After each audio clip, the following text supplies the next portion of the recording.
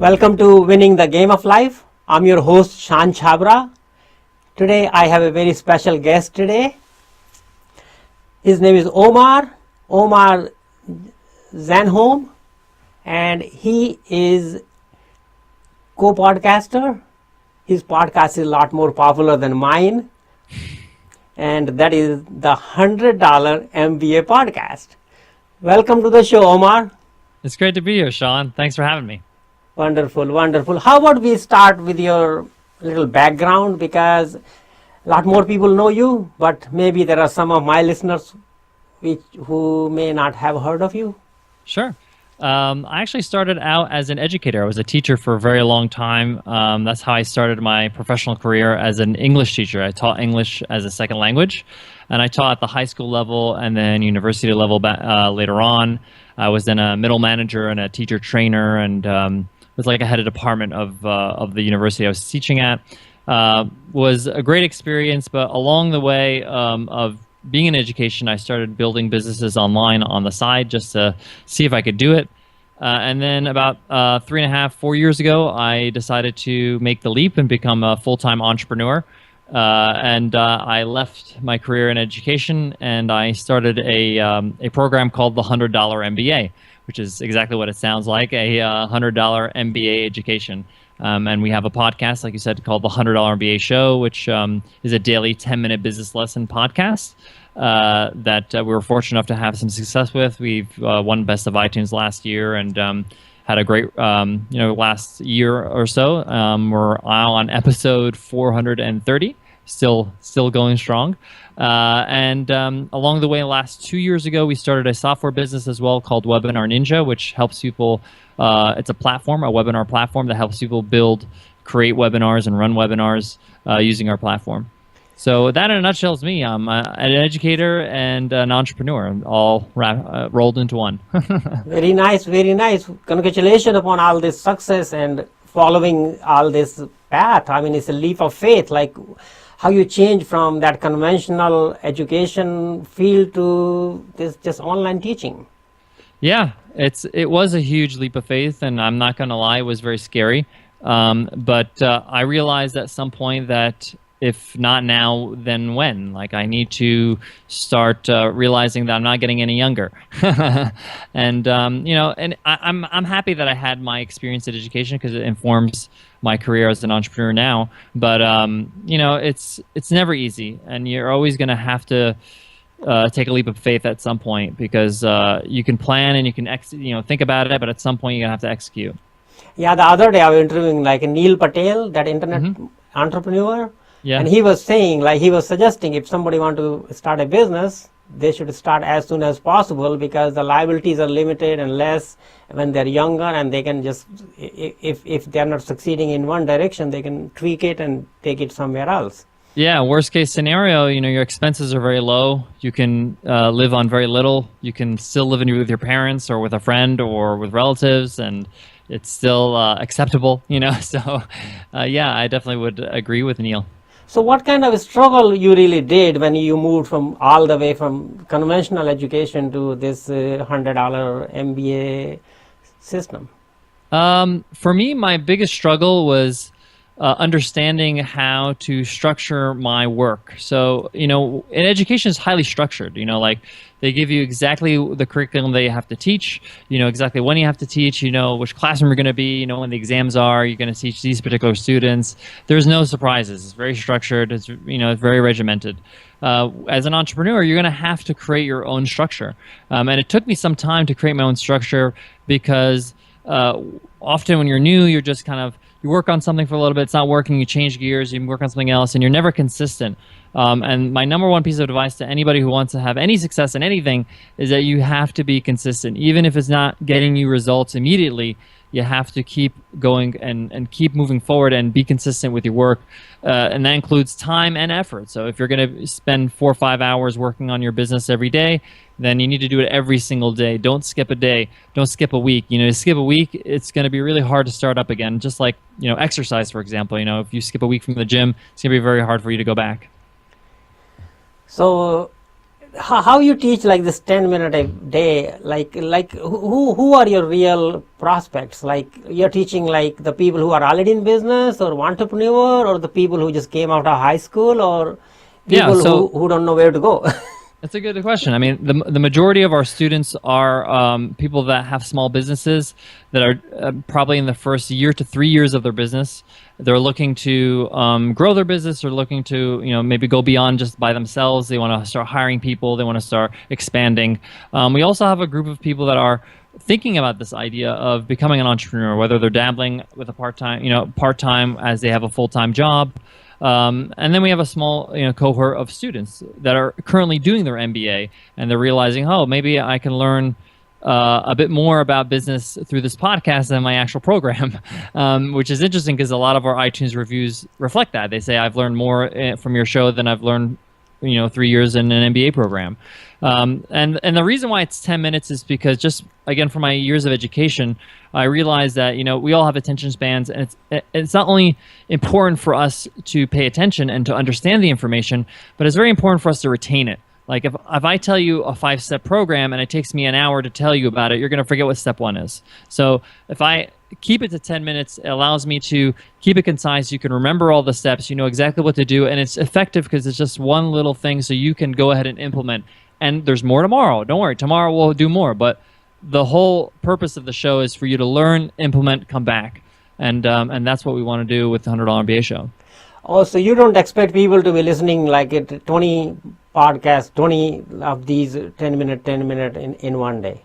Some people do. Some people binge listen because they are 10 minutes. So if they're going for a run for 30 or 40 minutes, they listen to 4 episodes in a row, and that's fine as well, depending on like how you want to implement the content. But we wanted to keep it as actionable as possible. And we also, I mean, a lot of people say 10 minutes. Wow, like do you get anything done there? It's surprising. A lot of people don't it's a science for us, because a lot of people, they listen to an hour-long podcast and they learn less because there's a lot of banter, there's a lot of side talk, there's tangents, there's just people going back and forth about things that are irrelevant to what they're actually talking about. So we just go straight to the meat and potatoes. We really concentrate on delivering the content as concisely as possible, and a lot of people are pretty amazed, like, wow, you actually cover a lot in 10 minutes.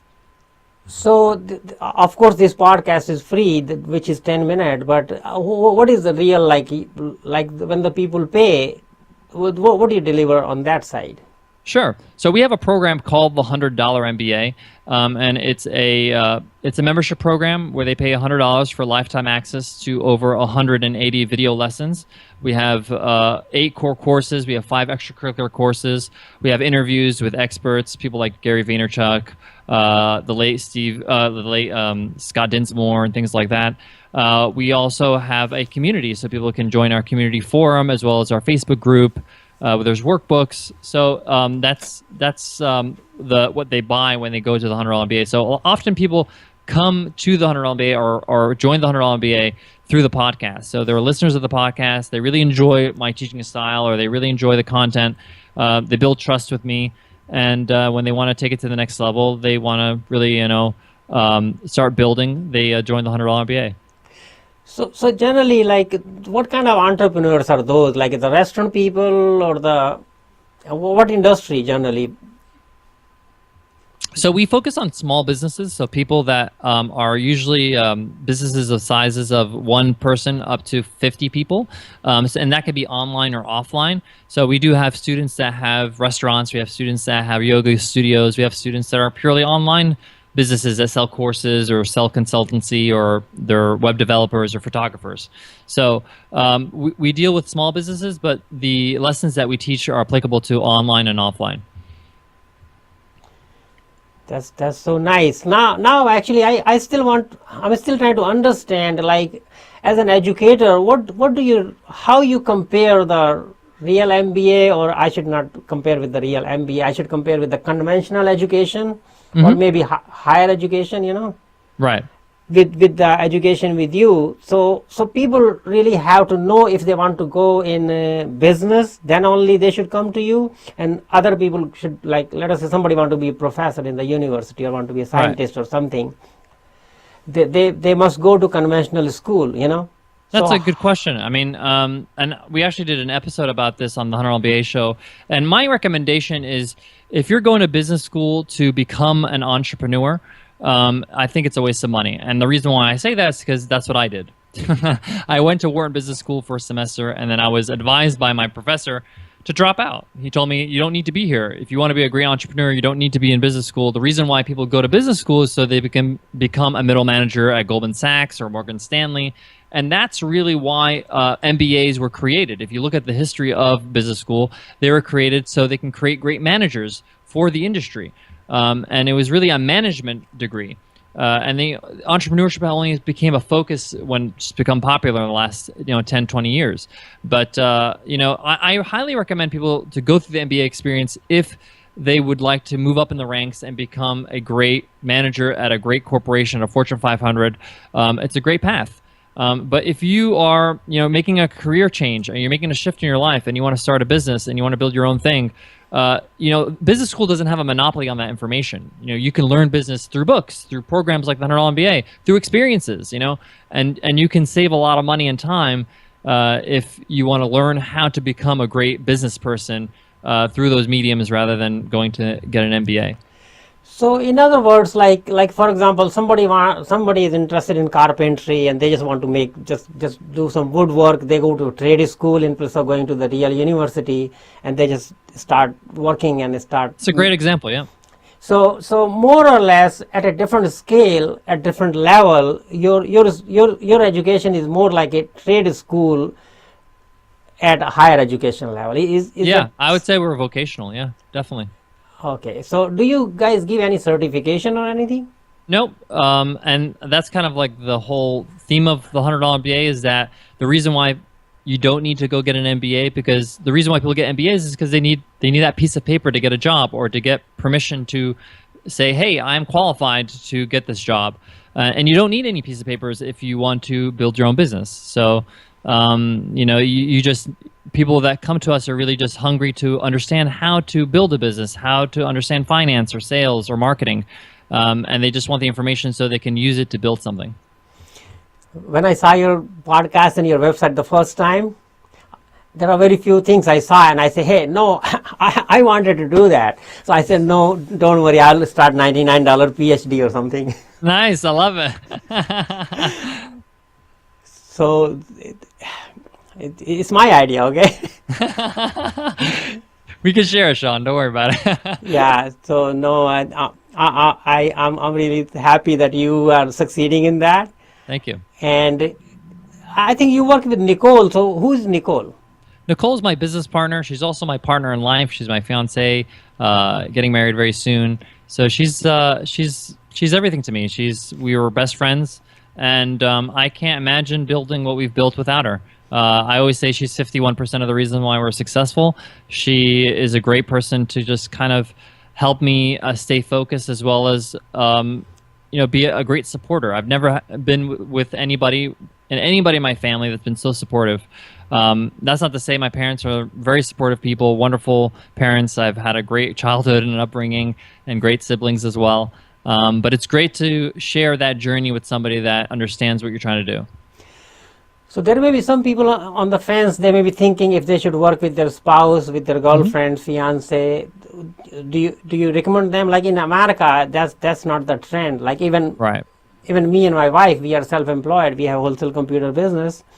And my wife actually runs most of the front end. She manages more than I do. Mm-hmm. That's how I'm able to do this podcasting and other things. So we are running that business from 1999. Wow. Congratulations. Thank you. So do you recommend that to people? Like, I do recommend it, but on a few caveats, a few terms. Nicole and I were very lucky because I knew Nicole as a professional first. So I was her manager actually in education. So she was in my department that I was managing. So I knew her as a professional before we were even, romantically involved. So I have a lot of respect for her as a professional. I understand her strengths. I understand what she can bring to the table. So our relationship is not based on, oh, she's my, my fiance, my wife, my whatever, and now she's going to be part of the business. You have to have that professional respect. You have to have that respect where it's like, you are very good at these areas. These are your strengths, and these are my strengths. So when it comes to those things, you have full reign and full decision on that. Well, on these things, I have those, that right for those decisions, and you have to respect those boundaries professionally as well. And you have to respect them as professionals in order for you to be able to have a cohesive business. And I think that's what works for us, as a partner. It doesn't mean that we don't disagree or we sometimes have to make decisions together that are not comfortable, but that's just part of running any business, regardless if they're your partner in life or just your business partner. So I do think it's one of the most rewarding things I've ever experienced, because business is a hard journey. Entrepreneurship is a hard journey, and it's great to have somebody that's with you that understands what's going on. It's very, I have friends that are entrepreneurs and their spouse have no idea what they do. They don't understand what's going on. So if they said, "Hey, I just got to have dinner with Gary Vaynerchuk or something, or Tim Ferriss," their spouse have no idea what they're talking about. Like, so what? Who cares? Like they can't celebrate the wins. They can't have comfort in the losses. So there are huge advantages to having your life partner be your business partner. But again, I think that professional respect has to be there. Yeah, I mean, there's no one better in the world whose interest is so aligned with your interest, no matter what. Yeah. If she disagree and she think you're going in the wrong direction, she may fight with you all night, but because she wants you to succeed. Yeah, exactly. I mean, you guys are in the same boat. So, if there's a hole in the boat, you're going to figure out a way to plug it, Okay, so how I still have another question, like how you advise people to, like, they should go for a job or they should go for a business, or how they should find their passion, or how people should really figure out. Most of the people just graduate and they're looking for a job because they need to they need to pay the bills. Yeah. I don't think there's anything wrong with that. I think that, working at a job, there's nothing wrong with working in the field of the business that you want to build. There's nothing wrong with apprenticing for a while. Say, for example, you want to start a software company, work at a software company, see how the things are made, see the processes, learn from them. And if you want to build something, build it on the side while you're, learning. You can also start the business from scratch without working, but there is a lot of things you're going to learn from being in a structured environment. So, I mean, it all depends on your abilities. Some people have that financial leeway where they're going to be able to have their expenses paid for while they're building their business. Some people don't. Some people need to get a job, and that's okay. There's nothing wrong with that, and you can build something on the side, and then as you're growing the thing on the side, you can decide if this is the way you want to build your business. This is the kind of entrepreneur you want to be. One of the luxuries I had is when I was building businesses on the side as an educator, I got to learn what kind of entrepreneur I wanted to be. What kind of businesses do I want to run? What are kind of the products I want to sell? I realized, what are the things that are my strengths? What are my weaknesses? I had time to learn these things. So that's a good exploratory time for you. If you don't want to do that, that's okay. You can start your business if you have the finances to do that. But it's going to take you some time to learn about yourself as well in that process. I have another different question. How was your like a school background? What kind of a student you was? It's a good in conventional school. Oh, sure. So when I was a very good student. I mean, I wasn't straight A's. I was A's and B's, but rarely got a C on my report card. I was very quiet as a child, a very quiet kid. Even through high school, I wasn't very somebody who's always partying or socializing. I always kind of was very observant. I'm still very observant. So when I speak to somebody, I'm very bad at multitasking. I can't multitask because I very much focus on what I'm doing. So I was very observant as a child. And then when I went to college, I broke out of my shell a little bit. I made a lot of friends. I discovered my personality, things like that. But as a student, I was, grades were very important. My parents are Egyptian. They came to America. They migrated from America. So I think I have a huge advantage being an immigrant, being a son of an immigrant, from an immigrant family, because standards are much higher for us. My parents constantly reminded us that we didn't come to this country to play around. We came here so we can get you a good education, so you can have a good life, so you can have things that we didn't have as children. So that's a huge advantage that I had, that it's a gift from my parents that I'll never forget. And I think a lot of my peers didn't have that. They took it for granted. They thought that this is what I'm entitled. I should have all this stuff. No, the world doesn't owe you anything. So for me, I cherish that, and I take that to heart, and I think it helped me stay focused as a student. What your parents were doing? Like they were in business or jobs? So my mom was a dietitian. She retired a few years ago. She was a full-time dietitian. She worked in a nursing home, and she was the person in charge of all the diets for all her residents. My father was an engineer for a very long time. He was a interior engineer for buildings and homes, and somewhere around the I would say the mid 80s, when I was very young, his company was bought out and he lost his job. And in the interim, he was kind of trying to find a job so he can pay the bills. A friend of him said, "Hey, why don't you pick up a sales job?" At the time, it was a car dealership. It was an Acura dealership. And he just picked up the job just to pay the bills. And then he realized he's very good at sales. And he just, that's what he did for the rest of his life. And he became the sales manager. Then he took over the dealership, and then he just grew from there. And one of the reasons why I became a teacher is because I grew up in that transition where my father lost his job and then he went into sales, and I saw the imbalance and it's not very predictable income. One summer we're going to Disney World, the next summer vacations in the backyard. So I became a teacher because I wanted something stable. I was like, I don't want to get into that because I see the instability of it, And then, funny enough, when I grew up, my father was a lot more successful, but it was too late. I was out of the house. So, I mean, I can see there is a lot of effect of your family and background. Whatever you are, I think you are because of that background. Did you ever think people will be paying you just for talking? I don't think of it as just talking, because I see it as teaching. And I think even from the first day I taught in a classroom, it was a nerve-wracking day, but I knew from the first day that teaching is the ultimate skill. If you could teach, if you can tell people, transfer information in a way for people to understand and comprehend, it's a golden gift, and it's a skill that you can keep improving. So I knew there's always it's a transferable skill. I think something I can use it in different ways. A lot of time I teach some stuff to my employees and I ask them to teach me back, show me. Exactly, I love it. Yeah, because not only that, like even if I'm alone, I had to learn something, I stand up and write on the board, Mm-hmm. I got like a 70, 80 inches wide board in my office in the other room.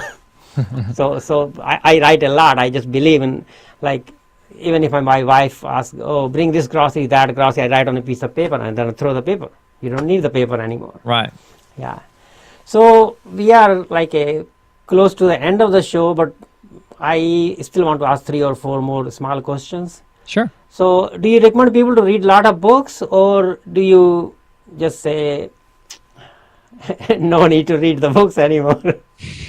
So I'm a huge book lover. I think books are one of the best things in the world. And they've informed me as an entrepreneur, because I started back in 2001, 2002. There was not much online. There was no courses. There was no WordPress, for crying out loud, right? So all I had was books. I was lucky enough to have a really, really generous and nice uncle, my mom's brother, who every time he would visit me, he would give me a book. And they happened to be business books, and I just never kind of thought about it. First book he gave me was Rich Dad Poor Dad by Robert Kiyosaki. Then he gave me, Stephen Covey's book, 7 Habits of Highly Effective People. And I just grew a love for reading, and it wasn't like that when I was a kid, but I really started to love nonfiction because I saw the application of what I was learning. The most popular blog post on the $100 MBA website is a blog post called My Big 40, and it's the 40 business books I highly recommend everybody reading. And in fact, if you Google MBA books, it's the #1 ranking on Google, and I'm sure a lot of MBA schools don't like that. But it's such a popular post because everybody wants to know exactly what should I read, what are some things I can, and these are the books that I feel are very practical and have informed me as an entrepreneur. Some of them are very popular bestsellers. Some of them a lot of people never heard of before, and I found them just by chance, and I really have helped me. So I love reading. I think books are great not only for giving you information, but also changing your mindset about things, changing the way you see things, changing your perspective on certain topics in business. So yeah, I love it. Okay, so like, can you share a couple of your habits Sure. you like the one which may have help you succeed in life and business? Sure. So one of the habits that has really helped me is in the morning when Nicole and I have breakfast, we spend 30 minutes just reading. She reads her book, I read my book, and I'm a kind of person that takes a while to wake up. Like I'm not like jumping out of bed, so I take the time to eat my breakfast slowly. I have 30 minutes where I just read the book I'm reading that week.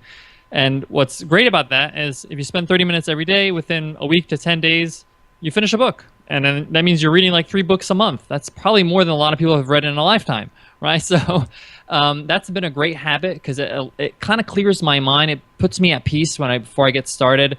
It also just broadens the way I think a little bit when I read in the morning.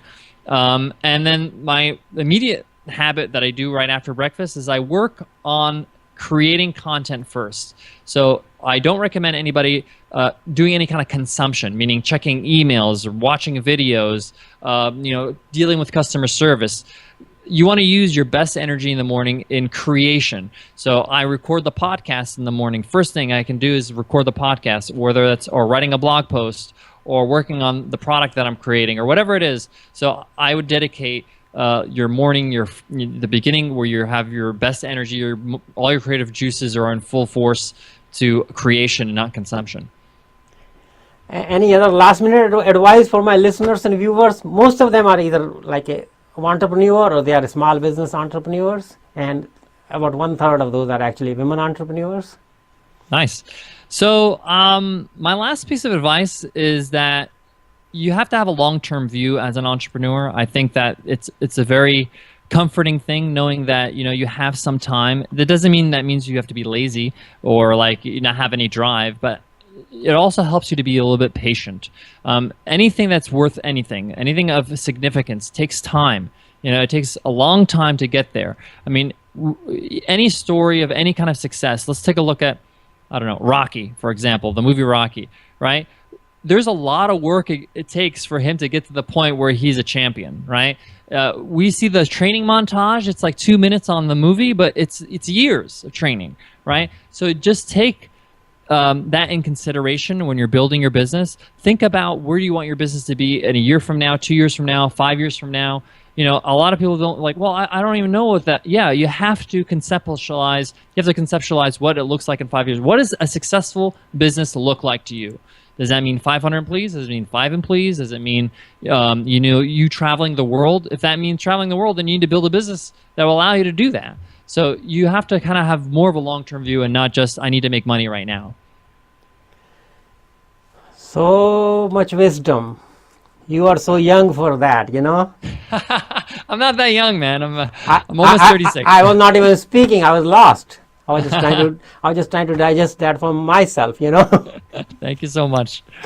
Yeah, no, age have nothing to do with that. Like I'm probably 2 times older than you, but I'm still learning from you. And I still had to spend my first $100 on your website. Probably tomorrow I'll do that. And you know what?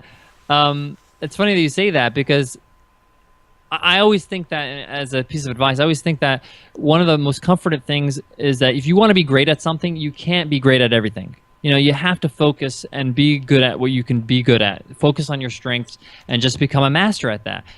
I'm sure there's plenty of things that you could teach me that I don't, about putting a PC together. I don't know how to put a PC together, right? So you could show me how to do that. And that's because that's your livelihood. That's what you've been doing. There are probably different areas that you could teach me about. You could teach me about Buddhist culture, whatever it is, and for me, that's not an area that I'm very strong at because I have to sacrifice. I have to sacrifice not being an expert at those things so I can be good at something. Guys, listening and watching this, must spend $100 on $100 MBA and spend some time listening and reading and watching all that, and then let us see where it take you. So send the feedback to me and Omar. So Omar, what is the best way people can reach you? Sure. So if anybody wants to learn more about the $100 MBA, they can go to 100mba.net. If they're on iTunes right now listening to the podcast, we have a show called the $100 MBA Show, which is, again, 10-minute business lessons every single day. If subscribing obviously is for free. A lot of the people that get started just by listening to the podcast, so I encourage you to do that. If you're interested in learning how to create webinars, you can go to webinarninja.co. That's our software business. And if you're looking to plan and launch your first webinar, we have a great free course. It's a 7-day video course called Plan and Launch Your First Webinar. You can check that out at webinarninja.co/plan. We will be putting all those links to the website anyway. So thanks for spending your evening with us. And Omar, you are the best. You are 100 MBA. Thank you, Shawn. Thank you so much for your time. Okay. And I appreciate everything you do and your support. So I can't wait to share this podcast with my listeners. Very good. Thank you, guys. Bye.